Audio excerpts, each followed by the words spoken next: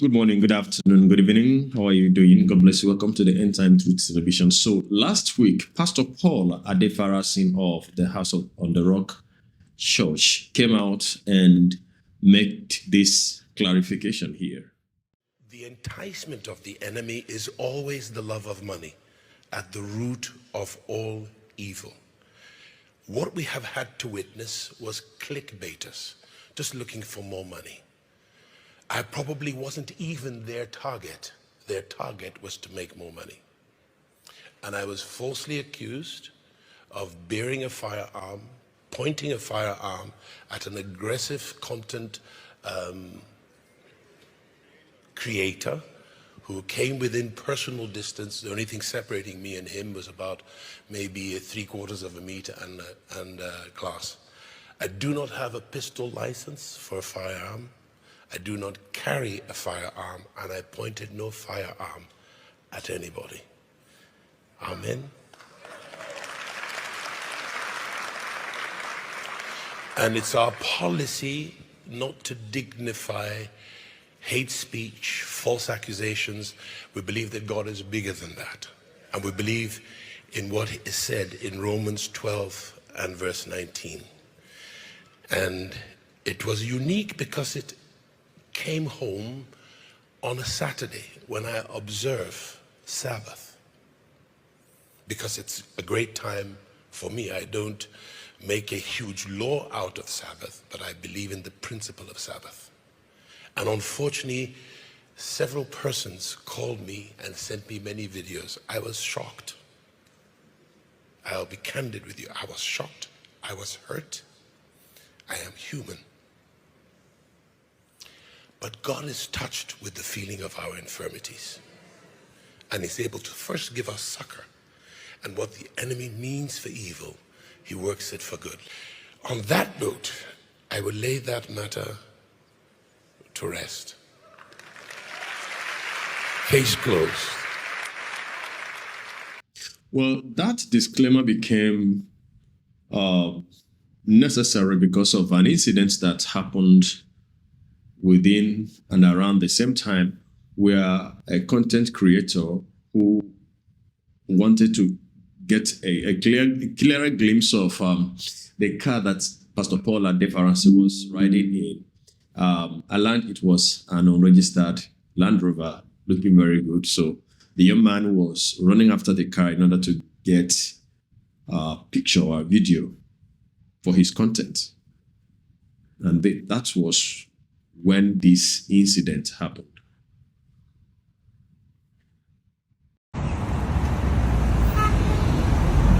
Boss. Sorry.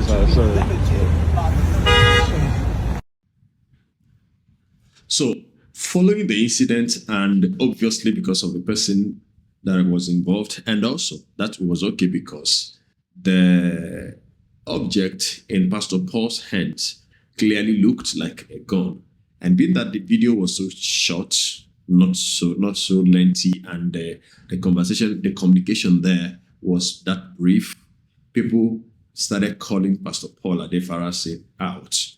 And that was what necessitated the first video you watched, where he made an open clarification and put a disclaimer, because people were beginning to say that Paul pulled out a pistol.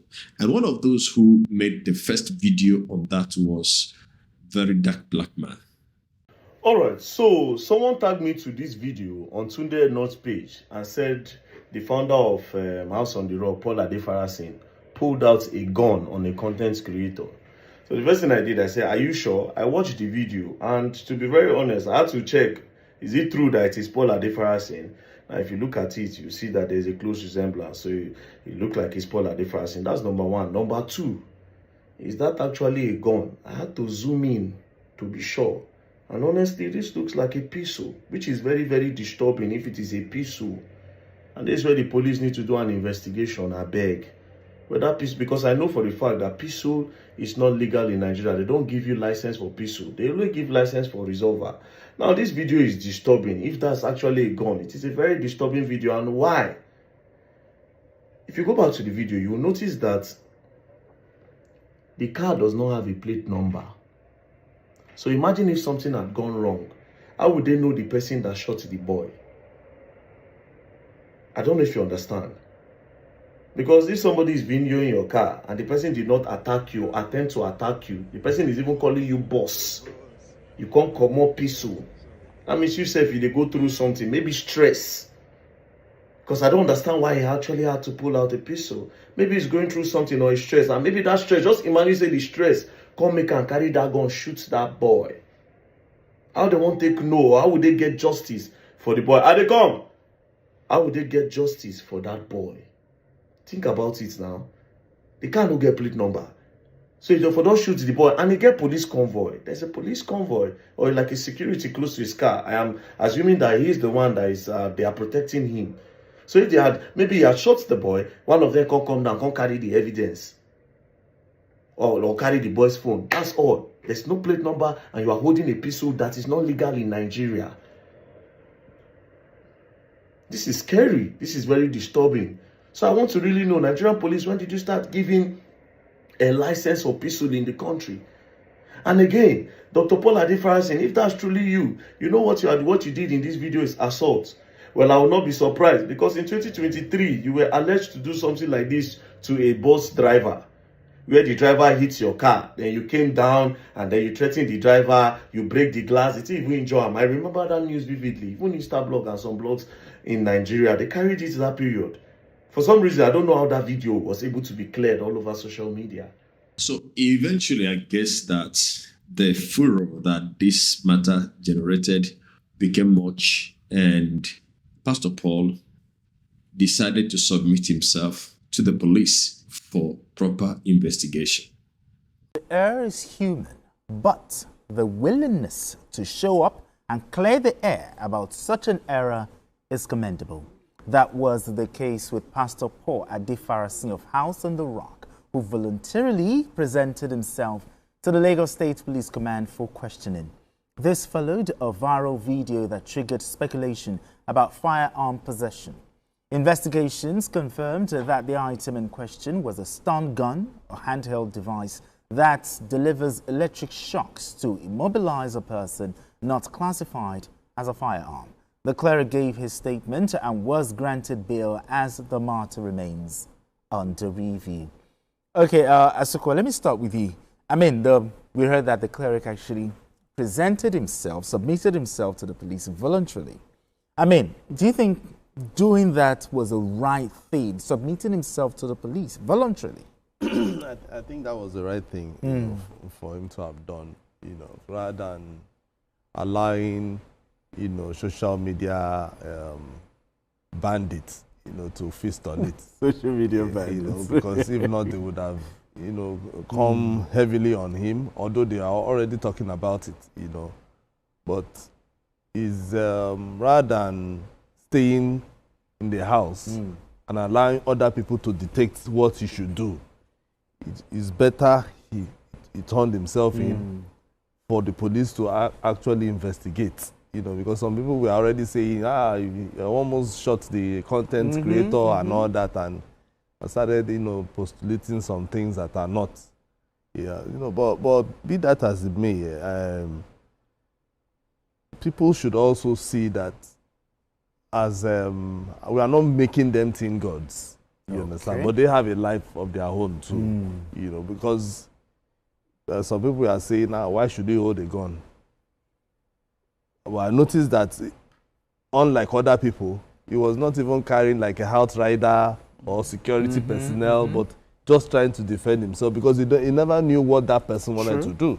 If you've been robbed in traffic, you understand. Yeah, exactly, you understand. So people should, also look at it from that perspective, that he might also be trying to defend himself. Protect himself, yes.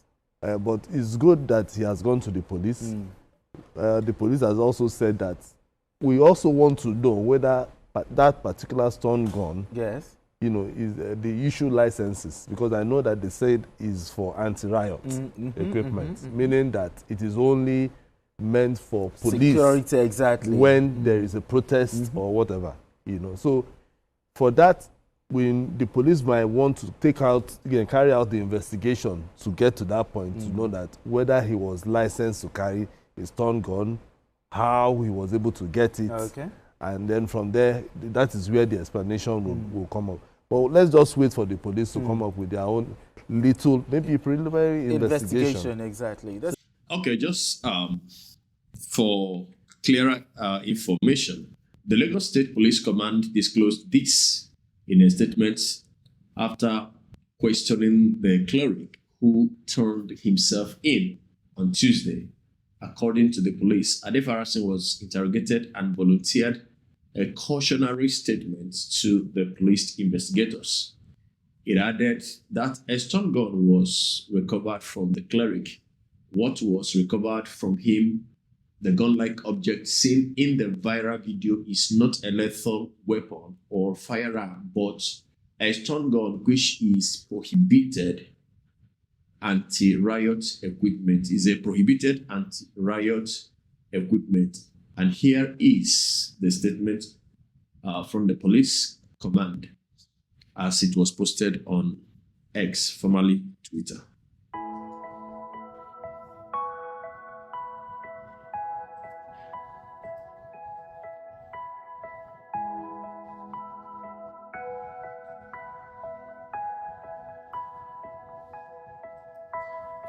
All right, I think this is okay. This is good.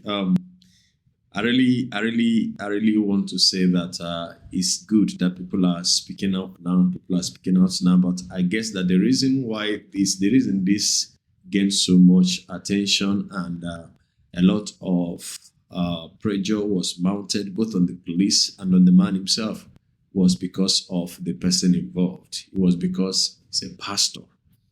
Yes, it's because he's a pastor. We have heard news about some people whose fathers are presidents who have even threatened people and ordered that people be dealt with and all that, and no noise was made about it just because he is a pastor. And this, gives us more reason why as citizens of a different world that we must conduct ourselves differently.